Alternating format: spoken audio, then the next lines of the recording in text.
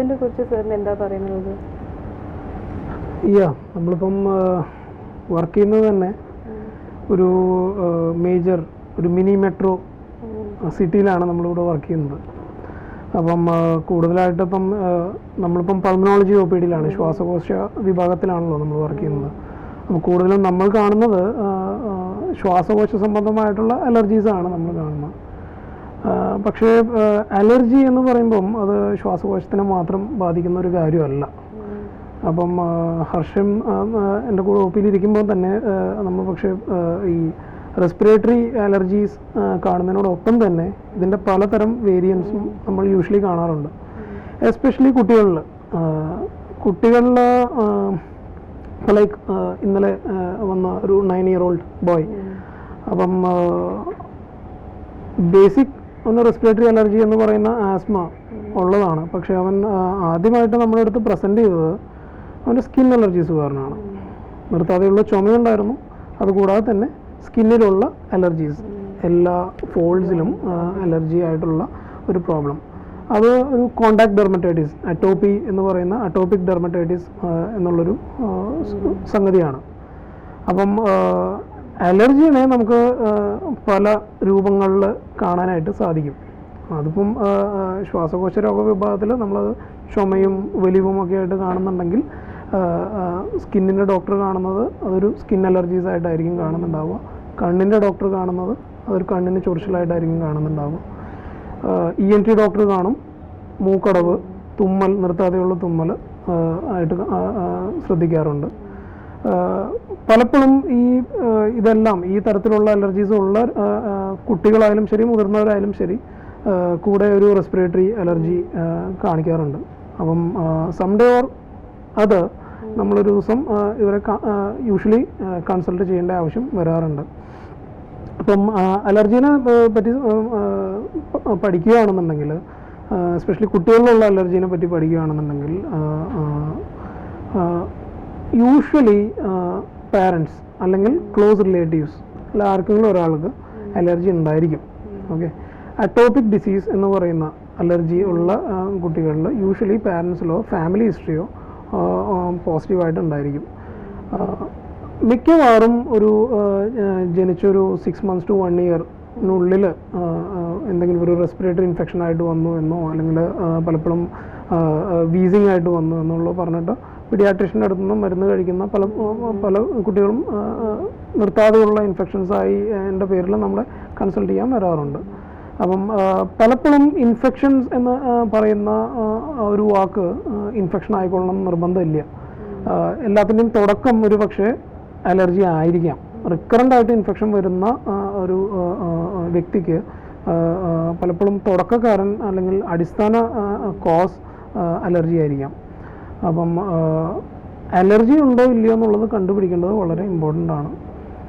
അതുകൊണ്ട് തന്നെയാണ് നമ്മൾ പലപ്പോഴും പല ബ്ലഡ് ടെസ്റ്റുകളും അലർജികളുടെ ടെസ്റ്റുകളും നിർത്താതെയുള്ള ഇൻഫെക്ഷൻസ് വരുന്ന കുട്ടികളിൽ ചെയ്യേണ്ടതായിട്ട് കാണുന്നത്. അപ്പം പല കുട്ടികൾക്കും ഈ റെസ്പിറേറ്ററി അലർജി അല്ലാതെ തന്നെ ഫുഡ് അലർജീസ് കാണാറുണ്ട്. പലപ്പോഴും നിർത്താതെയുള്ള വയറുവേദന, എന്ത് കഴിച്ചു കഴിഞ്ഞാലും ഛർദി പോലെയുള്ള കാര്യങ്ങളും കാണാറുണ്ട്. ഇതും അലർജി സംബന്ധമായിട്ടുള്ള അസുഖങ്ങളിൽ ഡയഗ്നോസ് ചെയ്ത് നമ്മൾ എന്ത് പെർട്ടിക്കുലർ ഫുഡ് സബ്സ്റ്റൻസ് ആണ് അതിന് പ്രോബ്ലം ഉണ്ടാക്കുന്നതെന്ന് മനസ്സിലാക്കിയാൽ മാത്രമേ അതിനെ ഓവർകം ചെയ്യാനായിട്ട് സാധിക്കുകയുള്ളൂ. പിന്നെ നമ്മുടെ ഡിപ്പാർട്ട്മെൻറ്റിൽ കൂടുതലായിട്ട് കാണുന്നത് അലർജിക് ആസ്മയാണ്. അലർജിക് ആസ്മയ്ക്ക് യൂഷ്വൽ പ്രിഡിസ്പോസിഷൻ വരുന്നത് നമ്മുടെ ഇൻഡോർ ആൻഡ് ഔട്ട്ഡോർ പൊല്യൂഷൻ തന്നെയാണ്.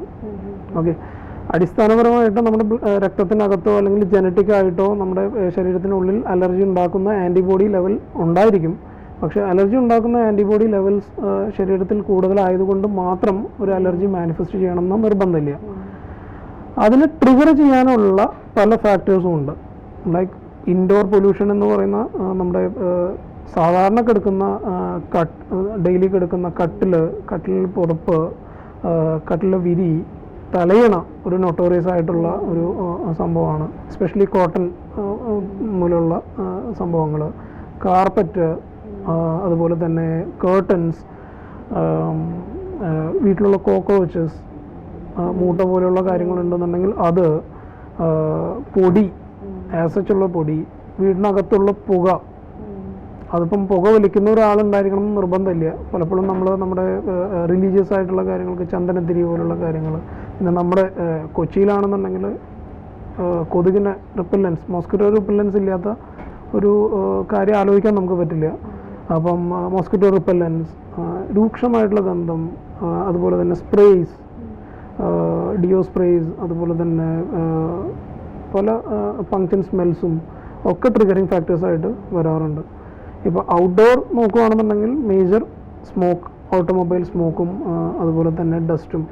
നമ്മൾ ജീവിക്കുന്നത് ഒരു ബേസിക്കലി ഒരു ഇൻഡസ്ട്രിയൽ ഏരിയയിലാണ്. പല ഇൻഡസ്ട്രിയൽ കെമിക്കൽസും നമ്മൾ പലപ്പോഴും എക്സ്പോസ്ഡ് ആയിട്ട് നിൽക്കുന്ന ഒരവസ്ഥയുണ്ട്. ഇതെല്ലാം നമ്മുടെ respiratory allergy plus skin allergies trigger ചെയ്യാൻ സാധ്യതയുള്ള ഒരു കാര്യമാണ്. ഇതാണ് അലർജീനെ പറ്റിയിട്ടുള്ള ഒരു ഓവറോൾ നമുക്കുള്ളൊരു ധാരണ. ഓക്കെ, അപ്പം ഇതിനകത്ത് നമുക്ക് കാര്യങ്ങൾ മനസ്സിലാക്കാൻ കുറച്ച് ടെസ്റ്റുകൾ നമുക്ക് ചെയ്ത് നോക്കേണ്ടതായിട്ട് വരും. പല ടെസ്റ്റുകളും ലൈക്ക് ബ്ലഡിനുള്ളിൽ അലർജിയുടെ ലെവൽസ് ചെക്ക് ചെയ്യുക, പലപ്പോഴും ബ്ലഡിനുള്ള സ്പെസിഫിക് അലർജി ലെവൽസ് ചെക്ക് ചെയ്ത് നോക്കേണ്ട ആവശ്യം വരും. ഫുഡ് അലർജീസ് നമുക്ക് ചെക്ക് ചെയ്ത് നോക്കേണ്ട ആവശ്യം വരും. ഇൻഹലേഷണൽ അലർജി, അതായത് നമ്മൾ ശ്വസിക്കുന്ന പല പൊടിയും അതുപോലെ തന്നെ പുകയും അതുപോലെ തന്നെ ഫംഗൽ എലമെൻസും ഒക്കെ നമുക്ക് ചെക്ക് ചെയ്ത് നോക്കേണ്ട ആവശ്യം വരും. പക്ഷേ ഇത് വരുന്ന എല്ലാ കുട്ടികൾക്കും അല്ലെങ്കിൽ എല്ലാ മുതിർന്നവർക്കും ചെക്ക് ചെയ്ത് നോക്കേണ്ട ആവശ്യം ഇല്ല. അലർജി നമ്മൾ ട്രീറ്റ് ചെയ്ത് ബേസിക് അലർജിക്കുള്ള മെഡിസിൻസ് കൊടുത്തു കഴിഞ്ഞ് ബെറ്റർ ആവാത്ത വ്യക്തികൾക്കാണ് യൂഷ്വലി നമ്മൾ അലർജിയുടെ ലെവൽസ് നമ്മൾ ചെക്ക് ചെയ്ത് നോക്കേണ്ട ആവശ്യം വരാറ്. സർ, ഈ പിള്ളേർക്കുള്ള അലർജിക് ഡിസീസസ് എങ്ങനെയാണ് മാനിഫെസ്റ്റ് ചെയ്യുന്നത്? യൂഷ്വലി കുട്ടികളിൽ നിർത്താതെയുള്ള ചുമ, അതുപോലെ തന്നെ റിക്കറൻറ്റ് റെസ്പിറേറ്ററി ഇൻഫെക്ഷൻസ്, വീസിങ് ഒക്കെ ആയിട്ടാണ് യൂഷ്വലി മാനിഫെസ്റ്റ് ചെയ്യുന്നത്. റെസ്പിറേറ്ററി സിംറ്റംസ് ബേസിക്കലി മാനിഫെസ്റ്റ് ചെയ്യുന്നത് അങ്ങനെ തന്നെയാണ്. പലപ്പോഴും ഒരു ചെറിയ തണുപ്പ് ഭക്ഷണം കഴിക്കുകയോ അല്ലെങ്കിൽ ഒരു വേറിട്ട ഒരു ഭക്ഷണം, നോർമലി കഴിക്കാത്തൊരു ഭക്ഷണം കഴിക്കുമ്പോഴോ അവർക്ക് നെഞ്ചിൽ കഫക്കെട്ടോ നെഞ്ചിൽ ഭാരോ ഉള്ള പോലെയുള്ള ഒരു ഫീലിംഗ് കാണാറുണ്ട്. ശ്വസിക്കുന്ന പ്രക്രിയ ബുദ്ധിമുട്ടുള്ളതായി മാറും. യൂഷ്വലി അതൊരു ഇൻവോളണ്ടറി പ്രോസസ്സാണ്. നമ്മുടെ ശ്വാസം, breathing is N involuntary process. ശ്വാസം വിടുന്നത് നമ്മൾ അറിയുന്നില്ല. The moment we know about your breathing, it means that there is something problematic in your chest. അപ്പം നമ്മുടെ ചെസ്റ്റിനകത്ത് നമ്മൾ ബ്രീത്തിങ് നമ്മൾ സ്വയം മനസ്സിലാക്കിയിട്ടാണ് ബ്രീത്ത് ചെയ്യണമെന്ന് വെച്ചിട്ടുണ്ടെന്നുണ്ടെങ്കിൽ ഉള്ളിൽ ചെറിയ നീർവീക്കമോ കാര്യങ്ങളോ ഉണ്ടാവും. ആസ്മയുടെ ബേസിക് പത്തോളജി എന്ന് പറയുന്നത് തന്നെ ഈ ശ്വസനനാളങ്ങളിൽ ബേസിക്കലി ഈ റെസ്പിറേറ്ററി ട്രാക്റ്റിനുള്ളിൽ എയർവേസിനുള്ളിൽ വരുന്ന ഇൻഫ്ലമേഷനാണ്. ഇൻഫ്ലമേഷൻ എന്ന് പറഞ്ഞാൽ നീർവീക്കം. ബേസിക്കലി എയർവേസ്, നോർമലായിട്ടിരിക്കുന്ന ഒരു എയർവേസിന് ഒരു സർട്ടൺ ഡയമീറ്റർ ഉണ്ട്. അതുപോലെ തന്നെ അതിൻ്റെ വാൾസിൽ, ഭിത്തികളിൽ ഈ പ്രൊട്ടക്റ്റീവായിട്ടുള്ള മ്യൂക്കസ് പ്രൊഡ്യൂസ് ചെയ്യാനായിട്ടുള്ള ഗ്ലാൻസ് ഉണ്ട്, ഗ്രന്ഥികളുണ്ട്. പക്ഷേ ആസ്മയുള്ള കുട്ടികളിൽ ഈ ഗ്രന്ഥികളുടെ അളവ് കൂടുതലായിരിക്കും. അപ്പോൾ നോർമലായിട്ട് നമുക്ക് പ്രോബ്ലം ഇല്ലാത്ത തരത്തിലുള്ള അലർജൻസ് ആണെങ്കിലും ഇവർക്കത് അലർജൻസ് ആയിട്ട് ബാധിക്കും. ഒരു നോർമൽ വ്യക്തിക്ക് ബുദ്ധിമുട്ടില്ലാതെ ഇരിക്കുന്ന കാര്യങ്ങൾ ഇവർക്ക് അലർജൻസ് ആയിരിക്കും. ഒരു ചെറിയ സ്മെല്ല് വന്നാൽ പോലും ഈ ഗ്ലാൻസ് കാരണം കൂടുതലായിട്ട് മ്യൂക്കസ് പ്രൊഡ്യൂസ് ചെയ്യും, കഫം കൂടുതലായിട്ട് പുറപ്പെടുകയും.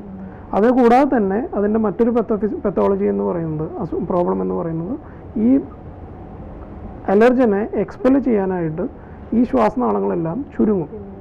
അപ്പം ബ്രോങ്കോ കൺസ്ട്രക്ഷനും ഉണ്ടാകും, അതോടൊപ്പം തന്നെ കൂടുതലായിട്ടൊരു മ്യൂക്കസ് പ്രൊഡക്ഷനും ഉണ്ടായിരിക്കും. ഈ രണ്ട് പ്രോസസ്സും വരുമ്പോൾ തന്നെ നമ്മുടെ പിന്നീടുള്ള ശ്വസന പ്രക്രിയ കൂടുതൽ ബുദ്ധിമുട്ടേറിയതായിരിക്കും.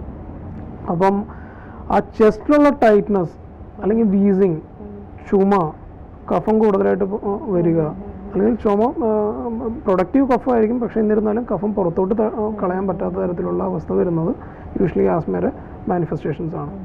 പലപ്പോഴും ഇതൊരു ഫസ്റ്റ് മാനിഫെസ്റ്റേഷൻ ആകുമ്പം, അതായത് തുടക്കത്തിലെ മാനിഫെസ്റ്റേഷൻസിൽ പലപ്പോഴും കുട്ടിക്ക് ഇത് പറഞ്ഞ് മനസ്സിലാക്കാൻ പറ്റിയെന്ന് വരില്ല, മാതാപിതാക്കൾക്കോ മനസ്സിലായെന്ന് വരില്ല.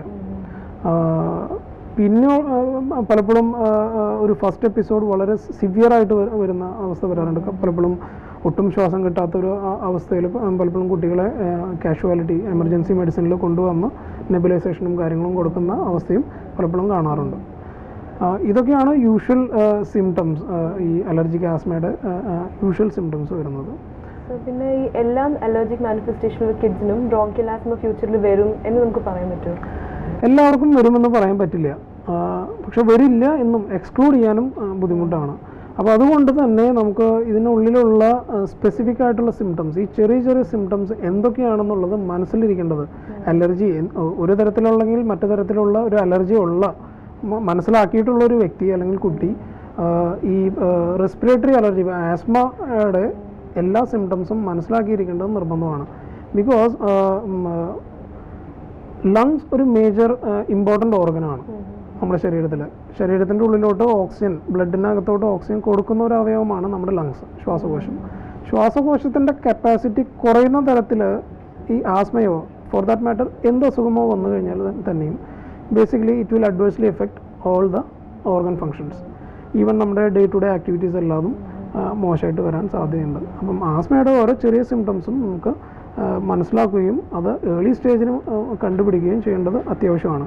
ഞാൻ നേരത്തെ പറഞ്ഞ മാതിരി ഈ രണ്ട് കാര്യങ്ങളും, ഈ ബ്രോങ്കോ കൺസ്ട്രക്ഷനും ഈ മ്യൂക്കസ് പ്രൊഡക്ഷനും നമ്മൾ കണ്ടുപിടിക്കാതെ ഇരിക്കുന്ന ഒരു സ്റ്റേജ്, ലൈക്ക് നമ്മൾ ബുദ്ധിമുട്ട് വരുമ്പോൾ ഒരു 3 ദിവസം മരുന്ന് കഴിക്കും, 5 ദിവസം മരുന്ന് കഴിച്ച് അത് പാർഷ്യലി മാറുകയും സിംറ്റം റിലീഫ് വരികയും എന്നാൽ കംപ്ലീറ്റ് ഒരു ക്യൂർ അല്ലെങ്കിൽ ഒരു റിലീഫ് ഈ എയർവേസിന് വരാതിരിക്കുന്ന ഒരു സ്റ്റേജ്, ഈ റിക്കാണ്ടായിട്ട് ഇങ്ങനെ ഓരോ തവണയും എലർജൻ എക്സ്പോഷർ വരുമ്പം ബ്രോങ്കോ കൺസ്ട്രക്ഷനും പിന്നെ നമ്മൾ എന്തെങ്കിലും മരുന്ന് കഴിക്കുമ്പോൾ അത് വീണ്ടും വികസിക്കുന്ന ഒരു അവസ്ഥയും വന്നു കഴിഞ്ഞാൽ ഒരു പ്രൊലോങ്ഡ് പീരീഡിൽ ഇരുന്ന് കഴിയുമ്പം അത് ലങ്സിൻ്റെ ഗ്രോത്തിനെ ബാധിക്കും കുട്ടികളുടെ. അതുമാത്രമല്ല ഈ ചുറ്റുമുള്ള മസിൽസ്, ഈ ശ്വാസനാളത്തിൻ്റെ ഉള്ളിലുള്ള ചുറ്റുമുള്ള മസിൽസിൻ്റെ കട്ടി കൂടും. അങ്ങനെ കട്ടി കൂടി കഴിഞ്ഞാൽ പിന്നെ അതൊരു ഫിക്സഡ് എയർവേ ഒബ്സ്ട്രക്ഷനായി മാറും. പിന്നെ ലങ്സിൻ്റെ കപ്പാസിറ്റി നമുക്ക് വേണ്ട വിധത്തിൽ ഇമ്പ്രൂവ് ചെയ്യാൻ പറ്റില്ല. അപ്പം ഇത് ഏർലി സ്റ്റേജിൽ കണ്ടുപിടിക്കുക എന്ന് പറയുന്നത് വളരെ ഇമ്പോർട്ടൻ്റ് ആയിട്ടുള്ളൊരു കാര്യമാണ്. ഏർലി സ്റ്റേജിൽ കണ്ടുപിടിക്കുകയും ഇതിൻ്റെ ഇൻഫ്ലമേഷനെ, അതായത് ഈ ശ്വാസനാളത്തിൻ്റെ ഉള്ളിലുള്ള ഇൻഫ്ലമേഷനെ, അതായത് നീർക്കെട്ടിനെ കൺട്രോൾ ചെയ്യാനുള്ള മെഡിസിൻസ് ഉപയോഗിക്കുകയും ചെയ്യേണ്ടത് വളരെ അത്യാവശ്യമാണ്. പലപ്പോഴും ഒരു ടെമ്പററി മെഷർ എന്നുള്ള രീതിയിൽ പലപ്പോഴും സാധാരണ ബ്രോങ്കോ ഡൈലേറ്റേഴ്സ് ഗുളികയായിട്ടോ സിറപ്പായിട്ടോ അല്ലെങ്കിൽ ഈവൺ ഒരു ഇൻഹേലറായിട്ടോ ഉപയോഗിക്കുന്ന ഒരവസ്ഥ വരാറുണ്ട്. പല രോഗികളും ഇപ്പം നമ്മൾ ഇന്നലെ കൂടെ കണ്ടതാണ്, റിക്കറൻ്റായിട്ട് ഇപ്പം ഒരു ഷോർട്ട് ആക്ടിങ് ഇൻഹേലേഴ്സ് ഉപയോഗിച്ച് സിംറ്റം റിലീഫ് വരാത്ത ഒരു അവസ്ഥ ഉണ്ടാവാറുണ്ട്. ഇൻഹേലറിനെ പഴി പറയുന്ന തരത്തിലുള്ള അവസ്ഥ ഉണ്ടാവാറുണ്ട്. പക്ഷേ ഇൻഹേലർ എന്ന് പറയുന്നത് ഇതിൻ്റെ ട്രീറ്റ്മെൻറ്റിൽ ഏറ്റവും ഇമ്പോർട്ടൻ്റ് ആയിട്ടുള്ള ഒരു കാര്യമാണ്. ഇൻഹേലർ തെറാപ്പി എന്ന് പറയുന്ന ആസ്മയുടെ ട്രീറ്റ്മെൻറ്റിൽ ഏറ്റവും ഇമ്പോർട്ടൻ്റ് ആയിട്ടുള്ളൊരു കാര്യമാണ്. ഇൻഹേലറിൻ്റെ ഉള്ളിലുള്ള മരുന്നുകളിൽ പലതരത്തിലുള്ള വ്യത്യാസങ്ങളുണ്ടായിരിക്കും. ആസ്മയുടെ ട്രീറ്റ്മെൻറ്റിൽ നോക്കുകയാണെന്നുണ്ടെങ്കിൽ നമുക്ക് 2 തരത്തിൽ ഇൻഹേലർ തെറാപ്പീനെ നമുക്ക് ചെയ്യാൻ പറ്റും. ഒന്ന് റിലീവർ മെഡിക്കേഷൻസ് ഉണ്ട്, അത് നമുക്ക് സിംറ്റംസ് വരുന്ന സമയത്ത് റിലീവ് ചെയ്യാനുള്ള മെഡിസിൻസ് ആണ്. അതെല്ലാം ഷോർട്ട് ആക്ടിങ് മെഡിസിൻസ് ആണ്. നമ്മുടെ അസുഖത്തിൻ്റെ പ്രോഗ്രഷനെ അത് ഒന്നും ചെയ്യുന്നില്ല, നമുക്ക് റിലീഫ് തരാനുള്ള മെഡിസിൻസ് മാത്രമാണത്.